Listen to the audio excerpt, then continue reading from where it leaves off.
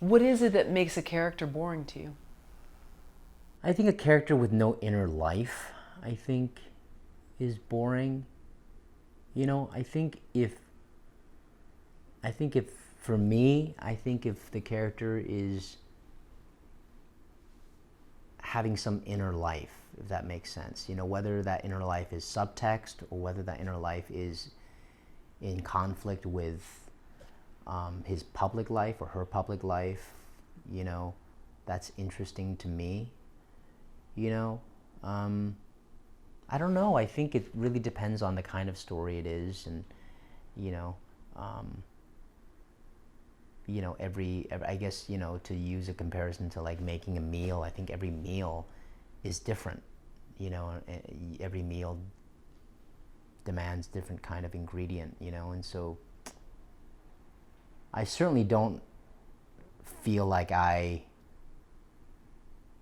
have all the answers by any means. You know, I mean, for me, I'm just trying to figure things out on my own, and I'm trying to figure things out on my own based on my own kind of sensibilities and my own, way of writing.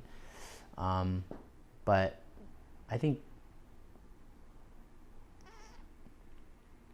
having some inner life, you know, is. What about you? I'm even thinking of, let's suppose, a movie that's light and fluffy like Legally Blonde. It was still interesting. Her Right. character Right. is still, you want to see her.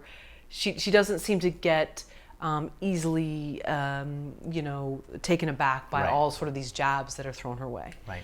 And you're kind of like, wow, that's really interesting. And she Right. keeps being light and bubbly and happy, Right. when most people would be like giving these people the middle finger after a Right. while, you know. Right. And so you're kind of like, wow, I find her interesting.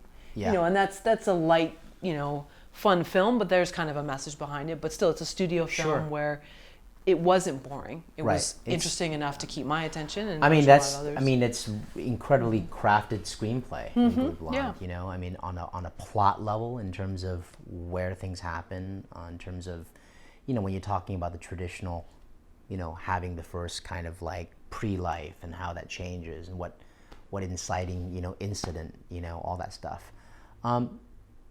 But you look at her character. I mean, she's battling against kind of expectations that people have, with who she might be and what her kind of inner life might be.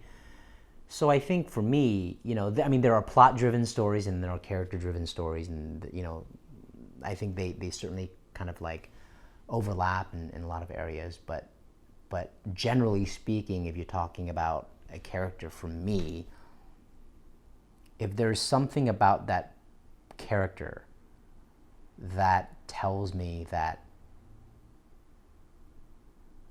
either that person isn't telling everything about his life or her life, or there's something about that person that what he or she is doing, in front of people is different from what they're doing behind the scenes. For me, that's interesting.